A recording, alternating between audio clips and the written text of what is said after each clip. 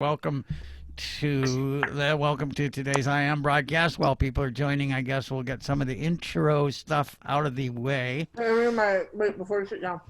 You're going to be muted in a few moments, and you can, if you wish to speak, unmute yourself. But we do this as a courtesy for you and to others, so that people don't inadvertently talk while the program is going on.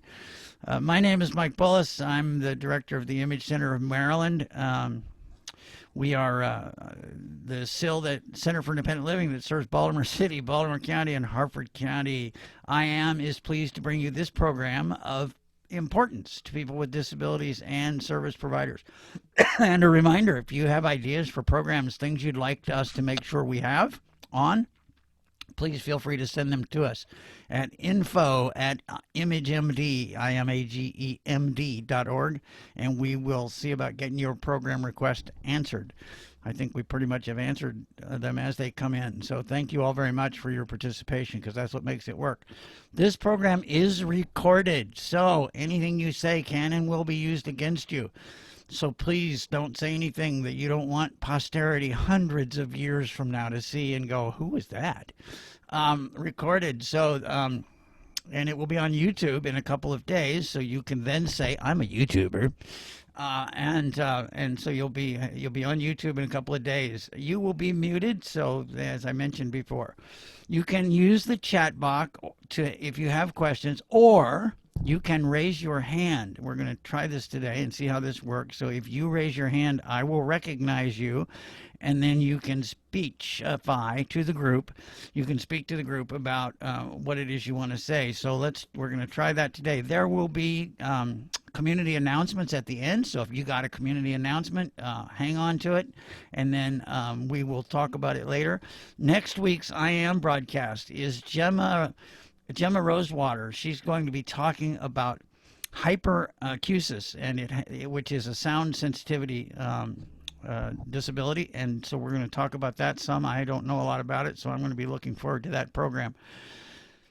And this is probably the last week we'll mention that the Maryland Charity Campaign. If you are a part of the Maryland Charity Campaign and would like to give a portion of your paycheck every week, even if it's only a few dollars, to the disability community, you can donate to the Centers for Independent Living. I think most all of us are on. If you just type in our name, you can find us, or you can get a hold of that. So, as I said earlier, we'll finish with community announcements, hyperacusis next week, and we're going to get started today. Today's topic is about breaking isolation, and I know there's been a great deal, many of us feeling isolation, but during this time of COVID, so disability causes two kinds of isolation that I want to talk about very briefly, and then we're going to get to our discussion. We've got several people who want to talk about some ways to break isolation that have signed up in advance, and I will be getting to you momentarily. And so there are two kinds of isolation. One is sometimes caused by the disability because of a lack of mobility, or maybe a lack of communication capacities. So sometimes that's an effect that isolates you from other people, that you have to think about, how do I work around this? How do I deal with this? And then there's what I am choosing to call social isolation. That is, your disability makes you so much different from your friends or from people that you're around, that either A, all they want to do is talk about your disability, which can be annoying. Oh my gosh, how do you blind guys do that? Or B, they don't want to talk about it and they avoid it all the time and say nothing about it. So what you really have to find in trying to deal and or their misconceptions about disability simply become so overwhelming and annoying that you just don't want to be around them. So being around them is not, for you at least, a good way to break isolation, because your disability becomes the main part of the discussion. So that's really part of what we're trying to deal with is breaking this isolation. Everybody is trapped in their homes pretty much, and we will be for another few months. But today is the first, or I guess the second day that the vaccine is on the way. Thank God for that, and we're all looking forward to it. At least I am. I don't know about the rest of you. I'll take it as soon as it's offered, and we'll get out of this basement gladly, happily, pleasantly, enjoyably. I can't wait till I can hug somebody again. I'm sorry, but I'm a hugger, and I can't stand this lack of touching. So one of the things I want to make a couple comments, and then we're going to get to our first couple of speakers here. But one of the couple of things I want to say is you have to be willing. I think part of what gets in the way of people's connecting with other people is you have to be willing to bother people. I think we've all grown so accustomed to not wanting to bother somebody, not wanting to take up their time, not wanting to interfere with what they're doing, that we don't reach out to them and they don't reach out to us because, well, they don't want to bother us and they don't want to get in our way and they don't want to interfere with our schedule. But as I called a friend of mine the other day and I said to him, hey, how you doing? He said, fine. I said, have you got a minute? And he said, what else would I be doing? I said, well, I don't know. He said, look, I sit in my house 24 hours a day. You should call anytime you want. And I'm probably not doing anything at the moment. And so we had a great conversation, but it occurred to me that sometimes I think we want to be so polite that we don't interfere with people. We don't want to get in their way. And so we don't build communication. We don't engage with people. So be willing to bother people. Be willing to call people up, people that you know, or people to engage with them a little bit. Also, I think sometimes it helps to know what kind of communicator you are. If you're going to break isolation, what part of isolation are you trying to break?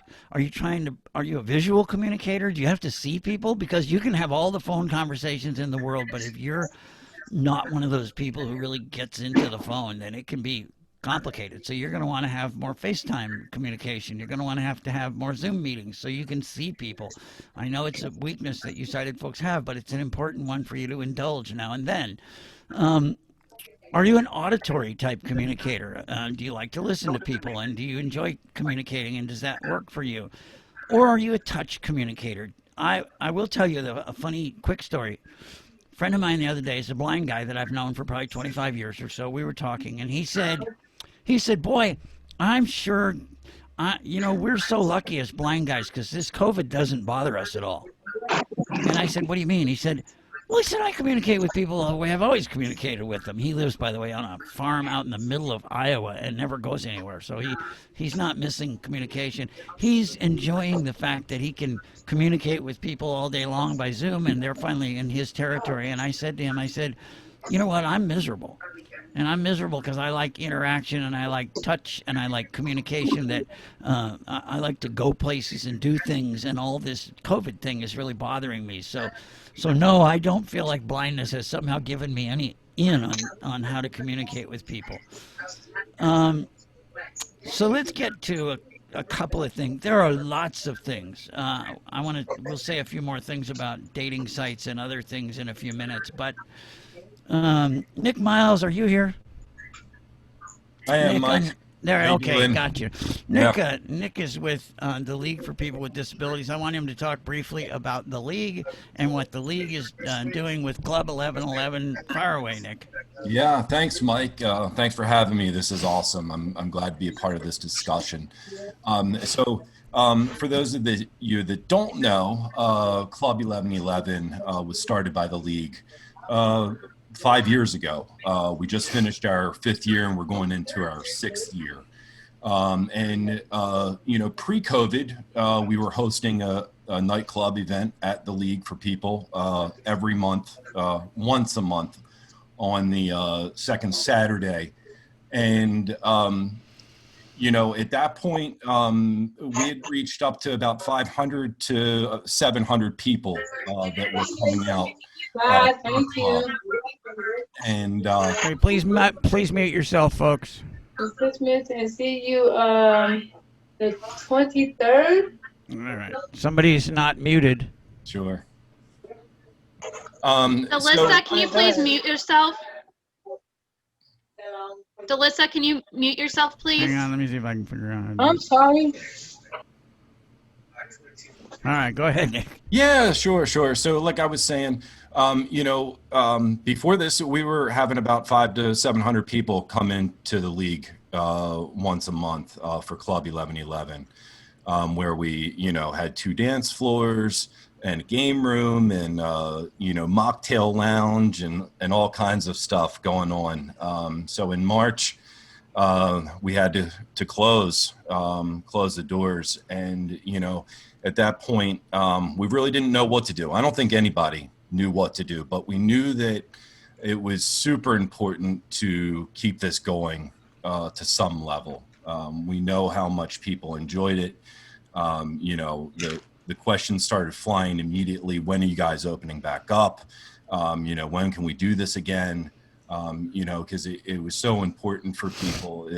They didn't have an outlet or a place to go to meet other people, and to have conversations with people that they felt were like them, and to be in a place that was safe, and not only safe, but accessible, because so many nightclubs, at least in Baltimore, are not accessible. So we knew we had to do something, and make a quick decision to go virtually for everybody, which we have successfully over the past 9 months or so. We've been hosting a virtual nightclub using Zoom. We have, fortunately, our one DJ that we had for our regular club signed on with us to play the music, and Do you still right get now 400 or 500 people, or have the numbers dropped some? So that's what I was just going to talk about. The numbers have really dropped, and I'm wondering, this seems to be more of a problem, and we've noticed it at the league too. Just the access and the inequity of Access the to digital computers. divide. Yep. Yeah, it's huge, and I know everybody's talking about it. It became a huge eye opener to me. I'm also not only the club manager, but I'm the systems administrator for the league. So of course, during all So this you're the time, bouncer too. yeah. Every club needs a bouncer. That's right. That's right. So, it's one of those things that we've realized very quickly that people don't have the devices, to even get on. And they may have the devices, they don't have the internet. And I'm sure many of you that are on this call have, either experienced that with somebody that or, a program that you're involved with. So I think mainly that's why our numbers have dropped. Yeah, I suspect you're right. So it's come 400 or 500 people. Are you still getting 150, 200? What are you getting? I would say we're comfortably around 1 to 150 on any given night. Okay, so that might be a 70 to 80% drop, which suggests, like some of the numbers that I've seen about computer access for people with disabilities. This is the real challenge for us, isn't it? Yes. Yeah. Well, thank you guys for continuing it. I know it was somewhat controversial in the very beginning. There was some discussion about, should we be setting up a separate event for people with disabilities, and is that the right thing to do?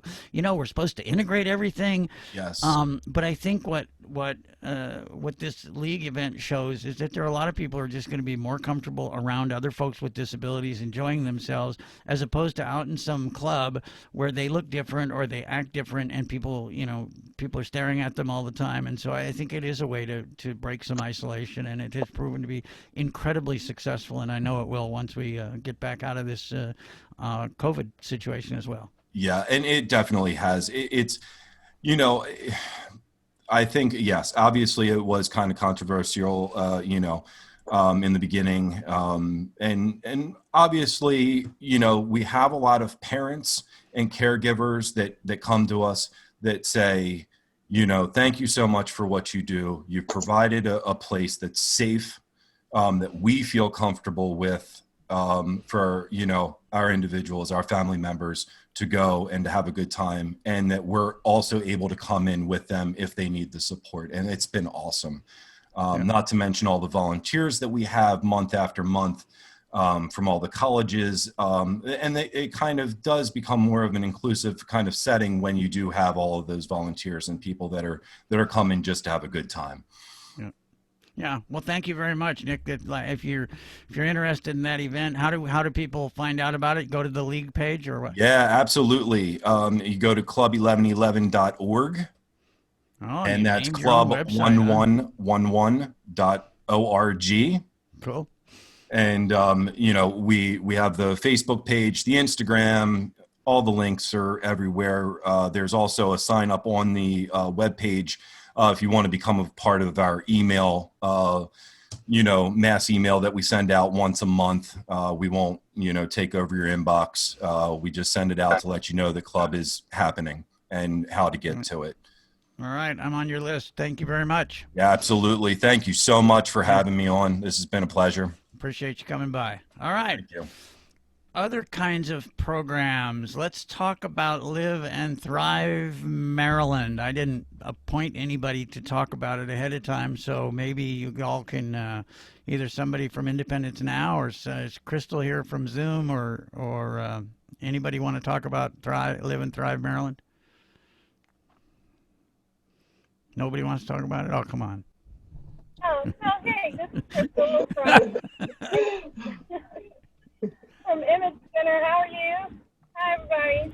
We're good. Your audio's down a little bit. You might get a little closer to your microphone if you can.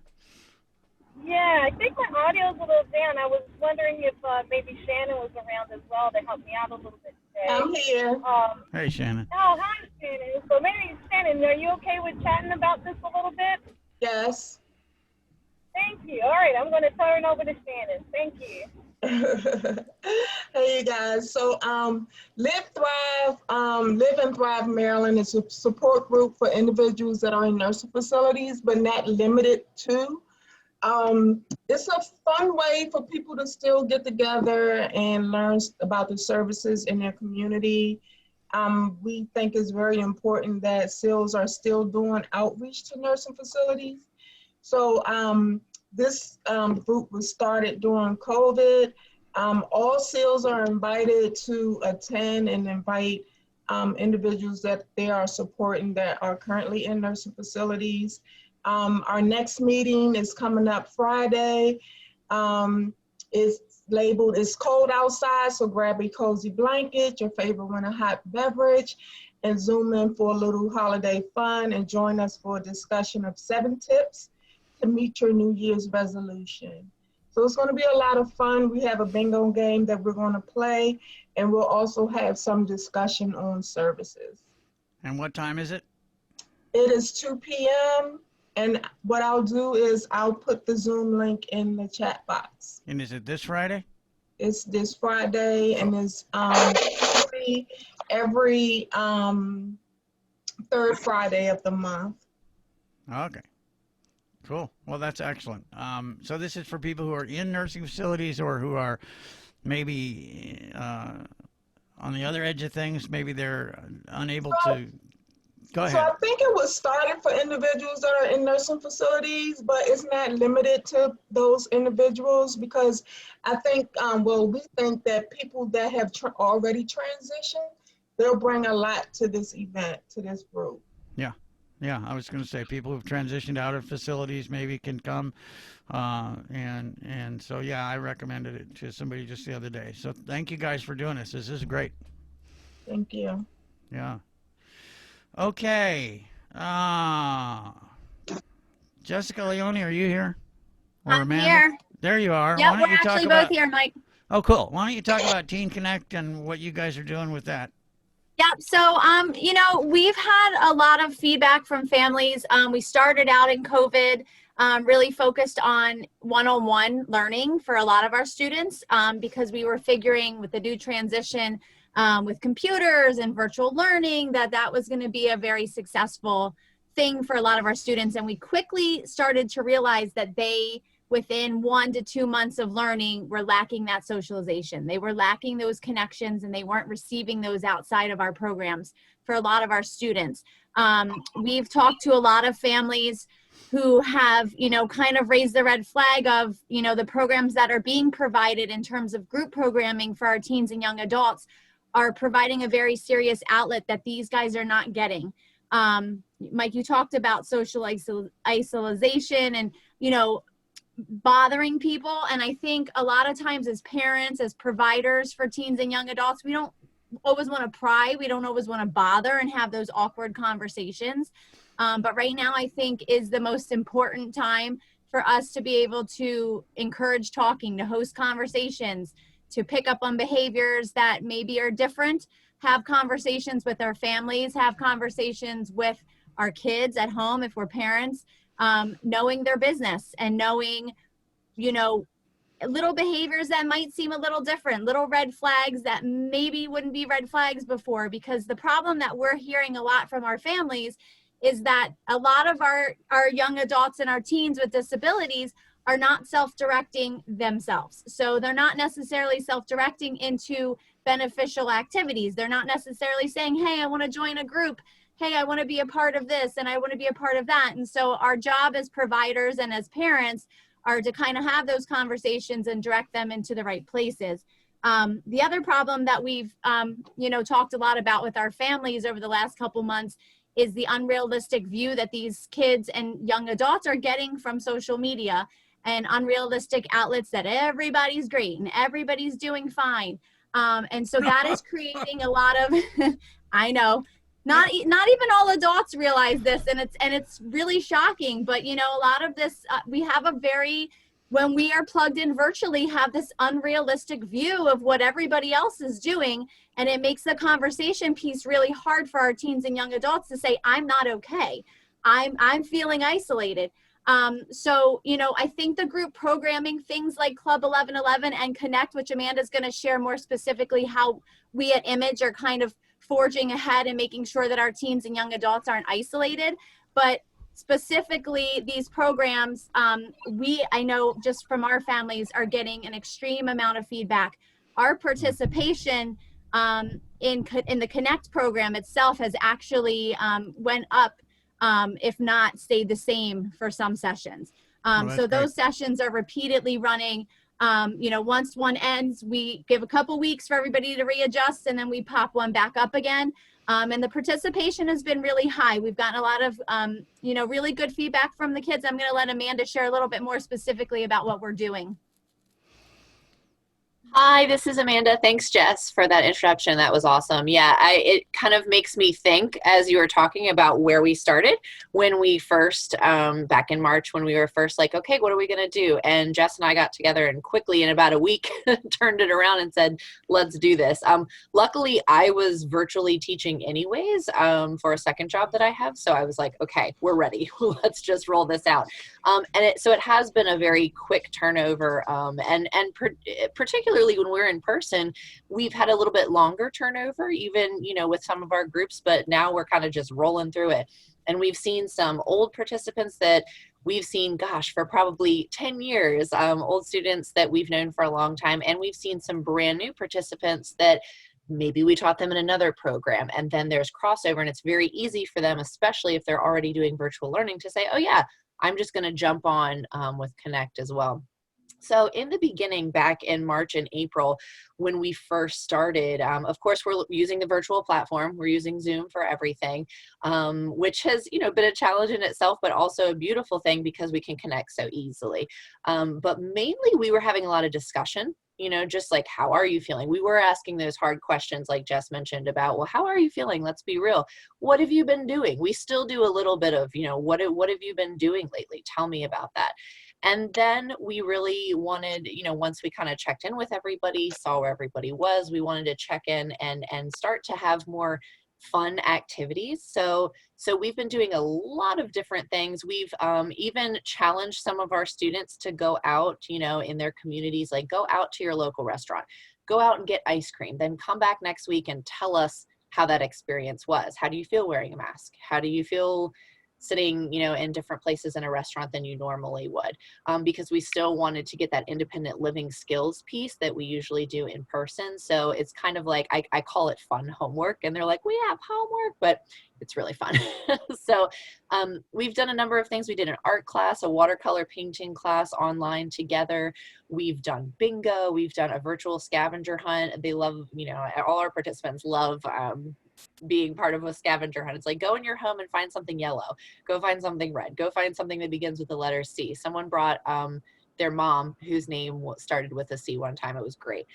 So we've had a lot of fun together. And this semester, actually, we were lucky enough to have occupational therapy students from Towson University who joined in, and they were originally scheduled to be part of our zoo partner program, which is at the Maryland Zoo. But since the zoo was primarily closed down for a long time, they transferred over really easily with our Connect program. So we have had a theme this month. We've had an art theme because Towson University was doing a lot with Dan Keplinger and his art exhibit.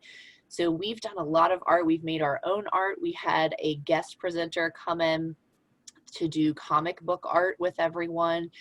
We've had a food is art class, which was really fun. We made a really colorful fruit salad, colorful plate. So yeah, we've also had another guest presenter from Maryland Able come one night to talk. So we've had a lot of fun, and it's great to see everybody. Our participation is definitely increasing pretty much. I mean, even halfway through this session, we had about 3 students that, they just talk amongst themselves, and they joined in because they were like, hey, that sounds great. So that's been really wonderful, and people are excited for when the next one is going to be. We started asking ourselves, like, should we continue, this virtually? What should we do? And really, honestly, everybody's super excited to keep connecting virtually, because that's how we are staying connected. That's great. Yeah, through all of this, we've also developed a Facebook group for youth specifically, and it's called Keeping Connected. It's resources. So family members, if you're on Facebook, can join in, share resources during the pandemic. So, if anyone is interested, I can put my email into the chat box, and you can stay connected that way. So, Excellent. yeah, absolutely. And then I'll talk real quick about a couple other things that we're doing with art specifically. So outside of this, I've been really creative myself. I run an organization called Creative Chance, and we are more art specific. We were doing a lot in person with art, but now we're doing a lot with a podcast. We have an Etsy shop. We're also doing a networking group. It's a once a month way to network for people who have businesses outside, and side hustles, I like to call it. We also have a wellness group as well to stay healthy during this time. So if anybody's interested in that, I will put that in as well. So the main thing is being creative. Through all of this, with all the programs, we've tried to be creative and find new ways that we can stay connected virtually. So. Well, I already did my 10 years of running bars and restaurants, so I haven't done this, but I've not understood why some local bars don't have a happy hour from 5 to 7 every night where people can get together and chat with their favorite beverage or not. I think there's an opening there in the world, and you could even get advertisers and set yourself up a little Zoom meeting. I don't know, but somebody should do it. I don't want to, but yeah, I think connection is so important. And thank you very much for that comment about people think that everybody else is doing fine. Look, I've tried to be really transparent since the very beginning of this thing. I have been in a mild state of depression for the last 8 months, and I will be up front and forthright about saying it, because it is true, and it tears my heart out sometimes, because it's this being isolated is painful, and it's okay for it to be painful, and I don't have to hide that from anybody. So if that gives any of you the sense, if I sometimes give you the sense that I've got it all together, that's just a fake. So anyway, thank you very much, Amanda. That's great. It sounds like you guys are doing some good stuff. Thank you, Mike. Yeah, thanks for doing this. If there are other people who have presentations or things you want to talk about in terms of how you break isolation, please feel free to do so. I want to advertise one of the cool things I do. Well, I'm not going to try and get it on the phone screen, but I play a game called Dice World. And if you want to play Dice World with me, it's a fully accessible dice game. They have Yahtzee and they have 1 424 and they have a game called Farkle. So if you're interested in playing dice, please come along and do that with us, so that because it's a lot of fun. And there's a chat function. I wish they had a live chat function, but you have to click over and chat with the person that you just rolled 4 sixes on, and you want to say, hey, so can you beat that? Okay, so somebody needs to mute themselves again. Who is that? Thank you. But yeah, so if you've got ideas of games that you like to play or communication platforms that you like, we use Zoom a lot. Why? Because it's accessible and usable. Google is kind of accessible and usable. Who else is? There are WebEx is annoying because you have to learn about 20 keystrokes in order to use it. And so if you're talking, and we can hear you, so please mute yourself. Thank you. That's Jay Cooperman. Can you mute Hey, yourself? Jay Cooperman, mute yourself, please. All right. Is anybody here from Ween that can talk about what Ween is up to these days? Janice Jackson or Terry Parrish or anybody? Ween is a Women Embracing Abilities Now, an organization started by Janice Jackson maybe 10, 12 years ago. She's gotten a presidential medal for her work in, not the current president, but the previous one, for her work with people, helping people with disabilities. It's an incredibly good social organization. So if you have a chance, check out WEEN, Women Embracing Abilities Now. Also, just a pitch for things like amateur radio. I don't know whether any of you are ham radio operators or amateur radio operators or have maybe ever given it a thought. If you have, get a hold of me. I'm an amateur radio operator. I don't do it all the time every day, but I get on now and then, and ham radio is a lot of fun, and you have to pass some tests in order to be on there. So not everybody can have a radio and talk all over the world. You have to be licensed in order to do that, but it's a lot of fun.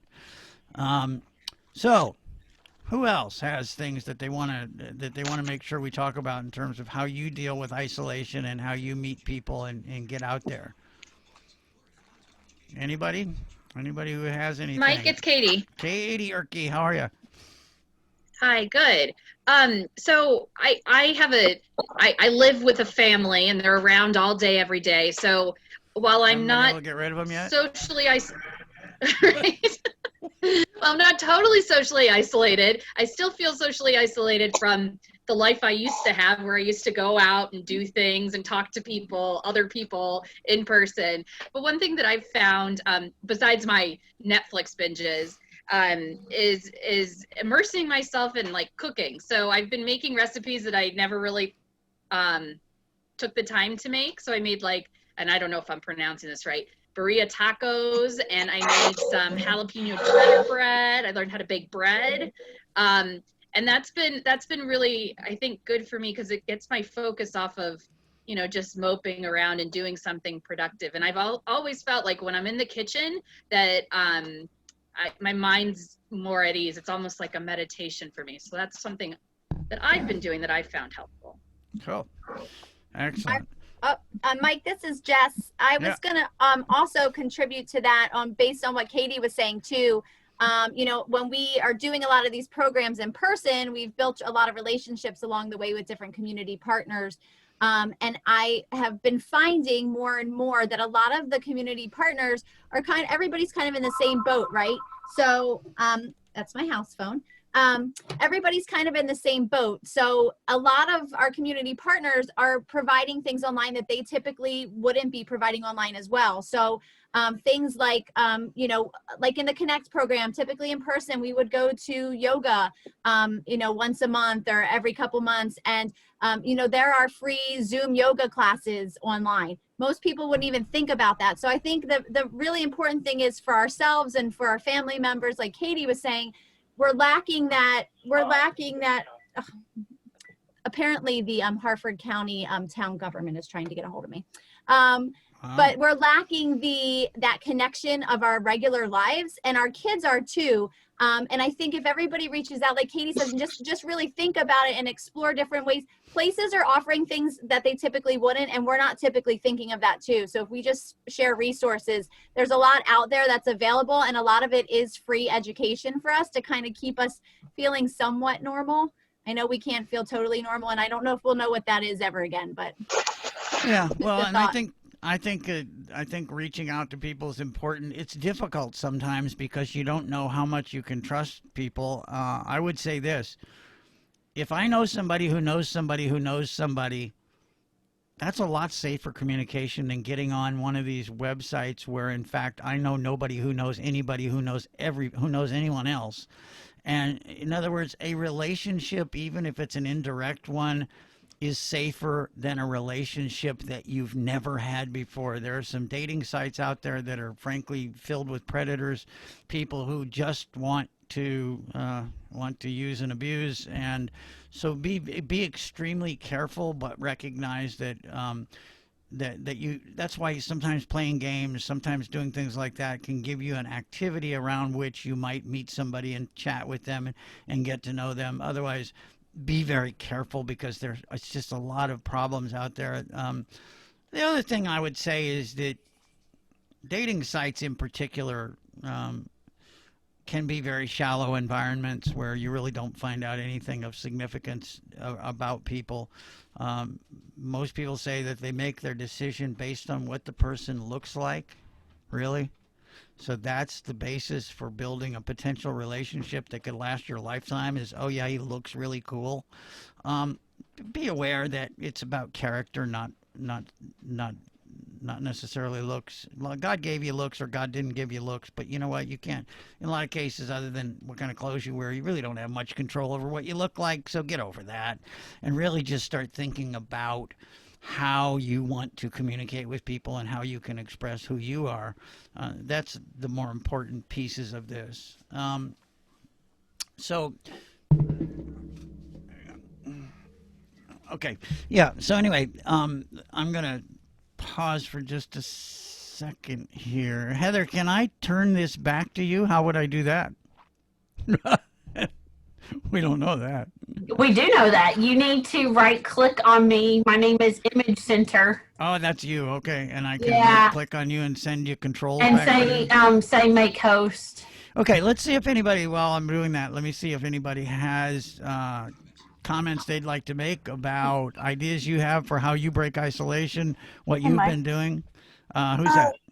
This is Stephanie. I think Jill Hall from the Baltimore County Department of Aging was going to.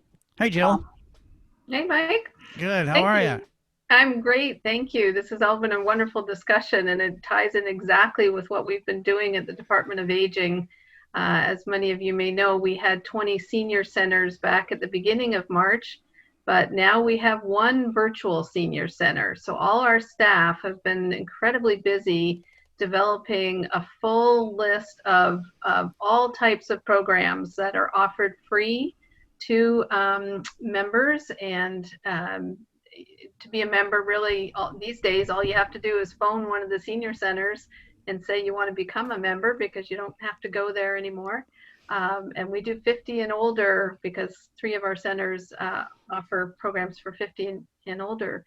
And we can do everything from, we have exercise classes. Somebody was talking about yoga and things like that. We do all our exercise classes. We do all our lifelong learning. We do all our chronic disease self-management, our aging mastery program, Wow. a lot of social events, a lot of parties. We've had a creative arts contest where people sent in digitally their poems and essays as well as their watercolors and painting. We're doing an online talent show in January. We've done our No Senior Eats Alone Day virtually. And there's just we've done over 3,500 programs so far. And what platforms are you guys using for this? Mostly Zoom, occasionally some WebEx, but mostly Zoom. And anybody who has difficulties, we give one-on-one instruction, or we connect them with some of the tech resources that are already out there. like Senior Vitality, and there's a whole bunch of other groups how cool. that do a lot of the training. So we refer to that. In January, one thing that's exciting, it's free for 3 months to anybody in Baltimore County, is access to a site called Get Set Up. And when the code, there'll be a special code for our county, but you can do free virtual programs on their platform as well. They're based out of California, but we have a partnership with them. So I think we really, if anybody, being isolated now, we're really trying to get at anybody in the community. So maybe if you couldn't come in before, but you can access a telephone or a computer, you can take part in our programs. So it's been really great. We've about 1/3 of our members have said they've taken at least one online class. So I know other callers have mentioned that their numbers are down, and ours are down as well. But It's very exciting. Awful lot to do if you're interested. It really is, and I confess I had no idea what you guys were up to. I haven't been recommending that people get a hold of you, and my apology for that. I'm always telling people, you got to talk to Baltimore County. They've got incredible resources, but apparently I wasn't talking to Baltimore County to find out what you guys were up to. That's really exciting. Yeah, and you don't have to be a resident of the county to take part in our programs. So it's very accessible, as I said, to anybody right now over 50 and older. And we will be continuing this virtual center even after our bricks and mortar buildings are open. So this is the way of the future for us, to have a virtual platform as well as our regular in-person activities. Well, that's excellent. Thank you so much. That's exciting. Yeah, thank you. Everybody join in. Get to it. When I get to be 50, I'll be able to join too. Oh, okay. All right. That was a joke. All right. So thank you very much. Anyone else has an idea, something that they've been doing? So this is Cheryl. Hey, Cheryl. How are you? Cheryl Gottlieb. I wanted to share something that nobody's brought up, which is that since everything is virtual, you can think very globally. So things out of states that are not Maryland that you couldn't access before, they're all on Zoom. So as far as adaptive fitness, I have a friend who's been taking a lot of classes from, I know the Access Project in New York City is doing theirs on Facebook. Bay Area Outreach and Recreation Project out of San Francisco is doing some stuff. There's adaptive fitness classes from an organization called Dance for All Bodies. And these are all free or sliding scale. And then the other thing that I wanted to bring up is that, so I had a personal trainer locally who I started working out with on Google Meet because I didn't feel comfortable going to the gym. And I got together a group of my friends there's 6 of us, and only 2 of us are in Maryland. The other ones are in Pennsylvania, New York, and Massachusetts. We scheduled our own group fitness class with my trainer. And they're people that if we didn't have a pandemic, I wouldn't be seeing, but now I get to see them every week. So people really, if you think outside of the box, you can think of a lot of creative stuff. Excellent. Yeah, that's a great idea. Thank you very much. Okay, other people with ideas. How do you break isolation? Are you finding it difficult? Are you having successes? Guys, I have one. I'm Brittany. I'm with, I actually work with AR as a transition and peer support specialist. However, I am Miss Wheelchair Maryland 2021. And Shannon put a link in to the chat box regarding that we do have something on Sunday, December 20th, and it's for the youth. It's for kids with or without disabilities coming together and learning about each other's holidays and celebrating and sing along. So that is in with the chat as well. I also want to bring, again? It is December 20th at 1 p.m. on Zoom. Cool. And Shannon went ahead and put the link in. I also wanted to bring attention to, I know these are the holidays and a lot of people like to go out and have their fun. But my advocacy is substance abuse with and without the disability communities. And it's pretty hard for people with addictions to go through this pandemic because we rely on 12-step programs, and typically we meet in person and we get to connect and we get to, recover. However, through this pandemic, we've had to get a little bit more creative. So there are a lot of resources on Zoom, online, for 12-step programs, for support groups, for just meeting people that, have that problem as well. This is a time of year where it is very hard for people with addictions, either with or without disabilities. So Yep. there are areas that they are meeting. Usually they're in churches or in centers, but however they do have to require masks. They do have to require, the 6 feet rule and hand sanitizer and all of those things. But there are people meeting. So regardless of where you are at, I do have some information in Charles County, and I do go in a bunch of different other counties as well. So if anybody is struggling or know of somebody that's struggling, I would be happy to help. And like I said, there's information out there. So. Great. Excellent. Yes, thank you very much for that reminder. It is a tough time for people who are dealing with addiction issues around the holidays and potentially particularly this year. So reach out if you're in need of, of assistance or socialization, or just want to make sure that you keep your progress, keep things moving. So reach out to other people. That's the secret. And 12-step programs are phenomenal about helping people reach out to each other and engage. So thank you. Okay. Who else? Somebody else raised their hand and then they put it back down again. Hi, Mike. It's Nadine at the Freedom Center. Can't hear you very well. Go ahead. Okay, I'm like Katie. I have a whole bunch of people, 3 generations in the home, but it can be tough. And so I've taken up an old hobby that I used to have. I don't know if you can see that. I'm making hats again.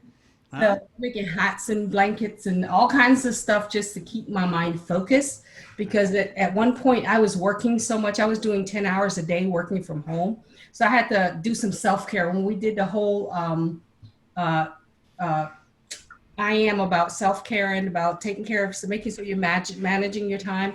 So that helped me out a lot. So I'm refocusing. And so some of the things I love to do, like sewing and crocheting and knitting and all those things, that's the way I'm kind of refocusing my mind. How exciting. Thank you very much. No, that's a great idea. That's excellent. Projects at home, projects that you may used to say, well, I think I'll go out and do this and go out and do that. Now it's time for these kind of home projects. That's why I sort of re-engaged with my amateur radio stuff, is because I always hear all the time. I had time, might as well talk to people. So yeah, thank you very much for Nadine, that. Nadine? Where do I put my order in for the hat with the cute flower? Shoot me an email with the color and I'll do it for you. Oh, yay. I think that Amanda could teach you how to open an Etsy store, Nadine. You could have an Etsy store. Well, I might do that. I got a lot of free patterns from there. I totally could. If you want to reach out to me, let me know. Shoot me your email, okay? Sounds good. Mm-hmm.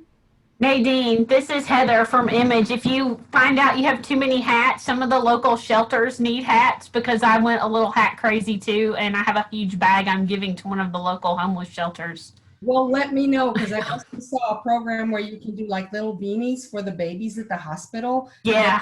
Cancer patients. So I'm like, I got time. Let me do that. Excellent. Excellent. All right. How else do people break isolation? What's your secret? What's your... Go ahead. Hang on. Well, this is Crystal, but I'll let the other person go first. Okay. You can go first, Crystal. Oh, you could fight over it and we could all watch. That would break Yeah, that would isolation. be entertaining. I'm going, here you go. No, so one of the things that I find that I have to do, because, I have a lot of my local family members are mostly in their 80s. And I'm one of the youngest people that are around in my family. And I have an adoptive brother that has developmental disability, but he also, like if he doesn't get physical activity, he will go back into having seizures and stuff. So I find that I call it my waving through a window thing. And I don't know if anybody's ever heard the Dear Evan Hansen that all the kids like waving through a window, but I totally do that. Like I go for like strolls throughout the community. I like go have to visit all of my like elderly family members, and I talk to them like either through the door or either through the window, or maybe they'll come out on the porch and I just stay down on the sidewalk, but I drop off like foods and goods they need, and I still, get to see them. I still get out and I get fresh air. And I mean, I think that with all of this, like still doing mostly everything in the house, it's important to figure out how you can get some fresh air. Like if like Mike was talking about, I'm a people person. Like he likes to, interact with folk. And like that part still can sometimes be missing and missing a little bit too long. So I would definitely suggest, still going for walks. Like take your mask, your hand sanitizer, and if you're like a real like freak like me, I have disinfecting spray and fabric sanitizer that I always keep on me, like in case I get spooked, right? And I spray myself. I do. I am like totally not worried about my chemical intake right now. So get out there. Find quiet like places where there's not a large crowd that you can get out there if you can, and if you need that type of thing.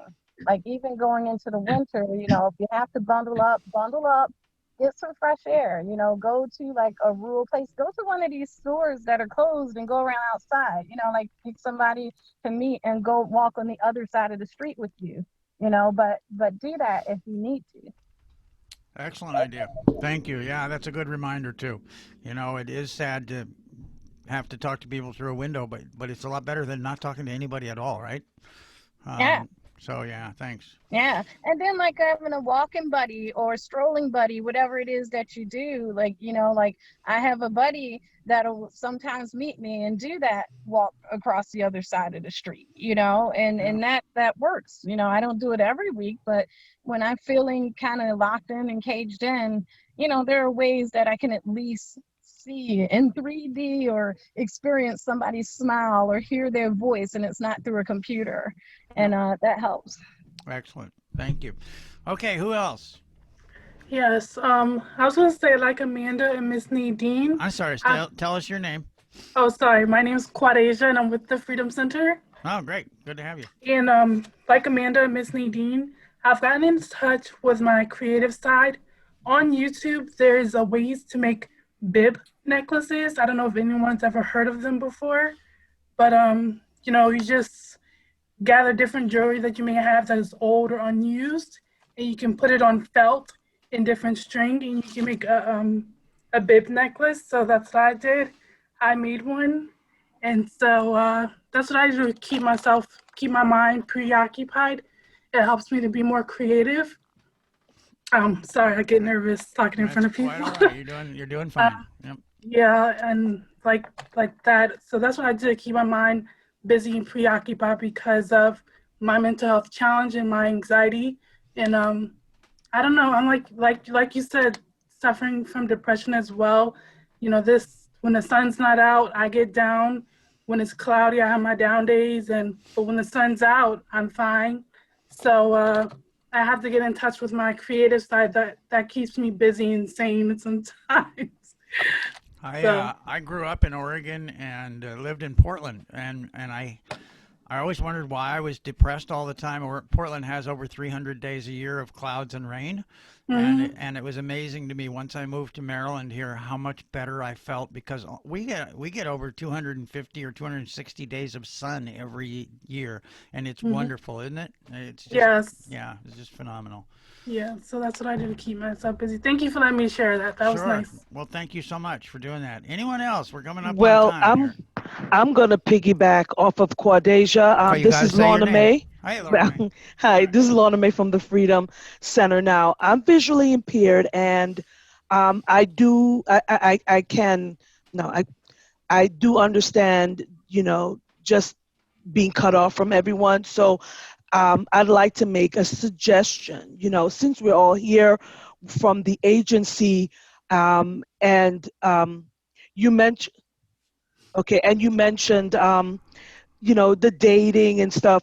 Could individuals who are single, is it possible that we can come together and talk for individuals that are having challenges with depression? If we can make time to reach out to each other, since, we put it out there, if we can just come together and talk, or talk about anything, Well, let we're me doing ask you. IM. Let me ask you this: the danger in bringing up an idea is that you get stuck with it, darling. So, And I don't mind, like, okay, yeah, let me say this. I'm not going through the whole depression thing. right, right, I'm really not. I know how to, I yeah, love being with me. I do things, and so Cordasia can tell you I'm always up. I'm always yeah. upbeat. I come up, but if there's things that we can do in-house Sure. No, too as well. I think you have a great idea. I was going to suggest that if you're comfortable with it, put your email address in the chat box so that people know who you are and can reach out to you if they want to pursue this idea, because I think it might be a good one. For those that are single, we Yep. can do that. Um, Even just to talk, movie Yep. night. Shannon just put that out, but if we wanted to do maybe a movie night thing, whatever, Sure. just let's do it, No, I think it's a great Can we idea. can we call it? Lorna May, just to let you know, IL staff at Independence Now, we have been thinking about getting all the 7 seals together to do a movie night. And I hadn't gotten the Zoom link together yet. So I said, well, I can share it with you guys and get the Zoom link to you later. But we are planning the movie night for the 7 seals, and your consumers can join us. Abiola may want to jump in and talk about the movie, but it's February the 15th from 5 to 7. So all the That's gonna be seals nice. and you guys Right. can Well, join us on that night. maybe that's the way to proceed with this. I think if you guys wanted to do something like on a weekly basis or every other week or something like that, Lorna May, that's a great idea. Katie? We do too many events a week as it is, Mike. Oh, okay. But All right. we can do something quarterly. We can do Yeah. something quarterly to bring all the seals together. Right. It was so cool because we thought the 7 seals Oh, yeah. There corny you go. but Yeah, fun. exactly. And if we are to do something like this quarterly, then and with this other 7 seal with the 7 seals, we please do send me maybe recommendations of good movies featuring actors and actresses who are disabled. And I'll put my email in the chat Great. box. Could we Okay, this also sounds do a great. game night? Like this Friday, Yeah. let me say this Friday, we have something that we're doing called the Freedom Train. And because we're doing Name the Tunes, okay, and that is the TUNES and TOONS. Okay, so we're doing some naming cartoon characters, from back in the day.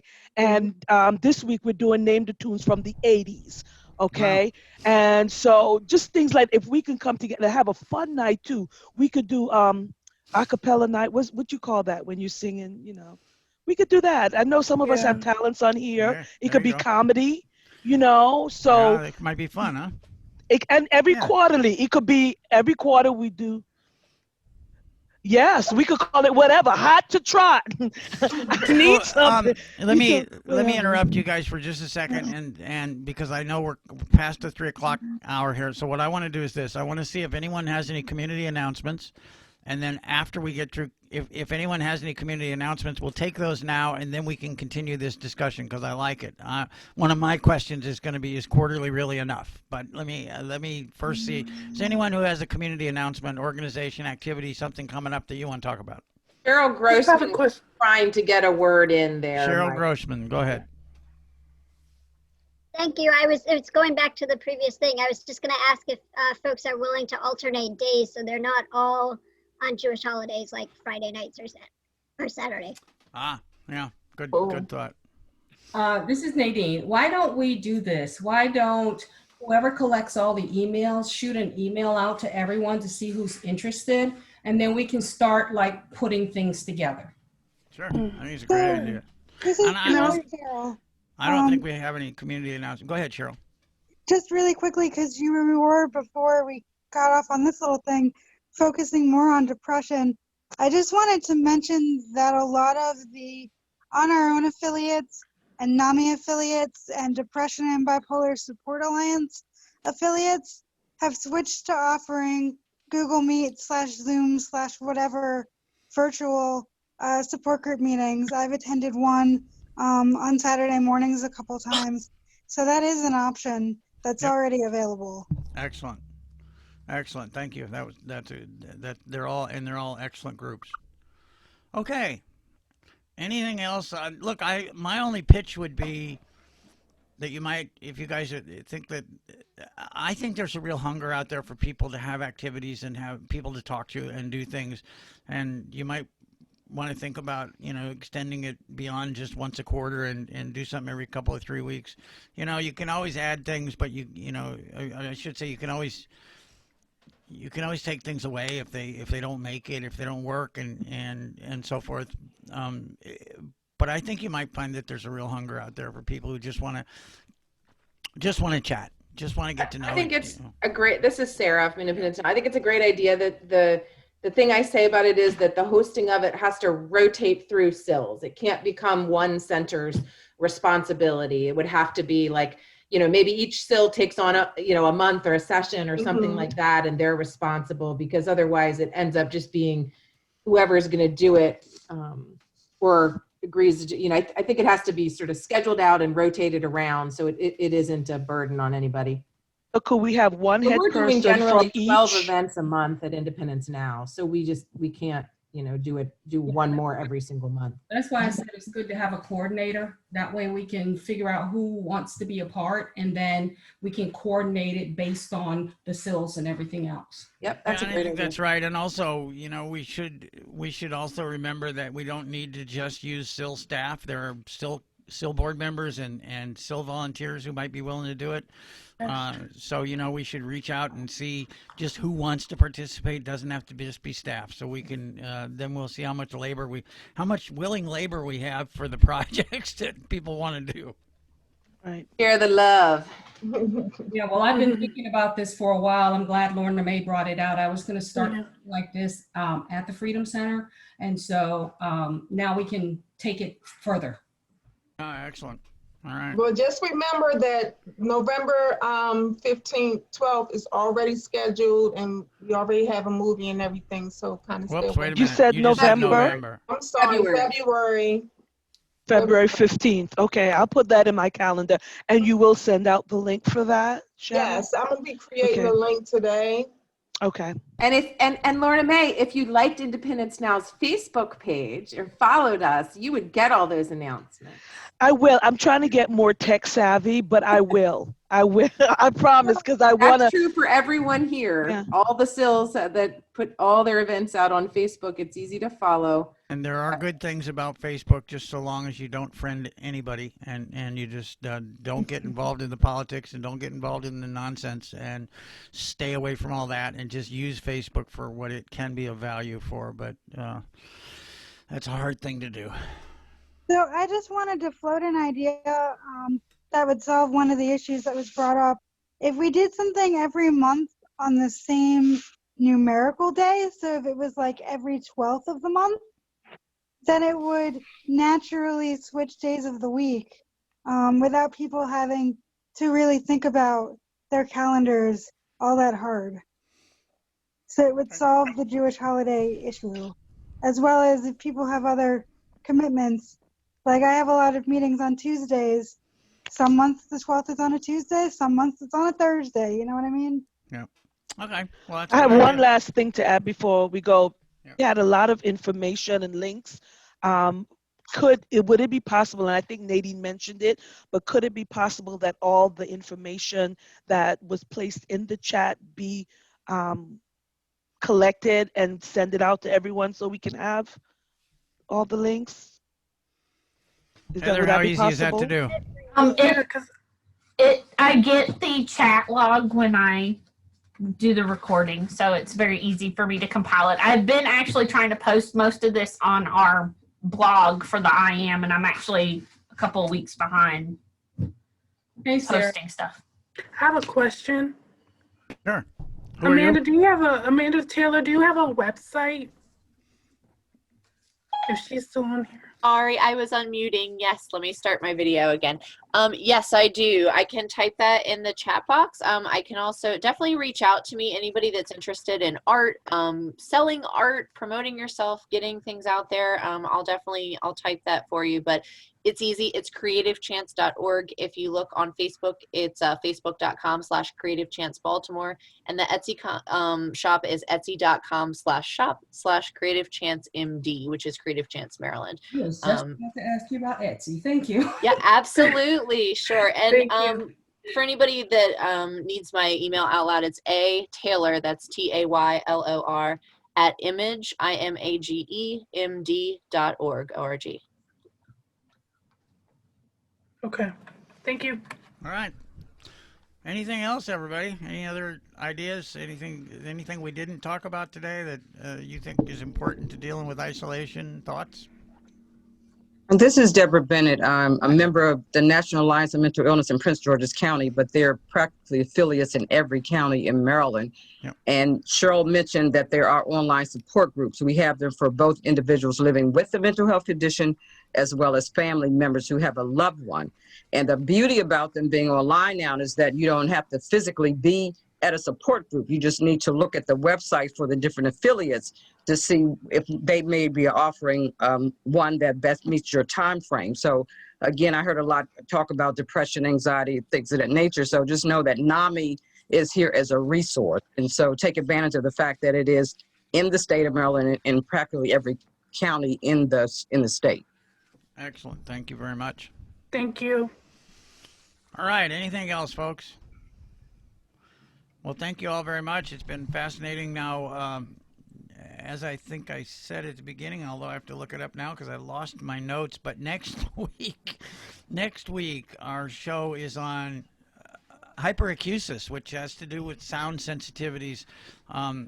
It's not very common, but there are some things that we should all know about it in order to help folks who have hyperacusis manage and if they tell us that they have it, then maybe we know how to respond a little more efficiently and effectively. So we're looking forward to that next week. Hope everyone has nice holidays. If we don't talk to you between now and then, enjoy what you have, knowing that next year is going to be a good year, folks. We're going to be getting out of this pandemic, and we're going to be moving forward. We'll all be giving each other hugs in July.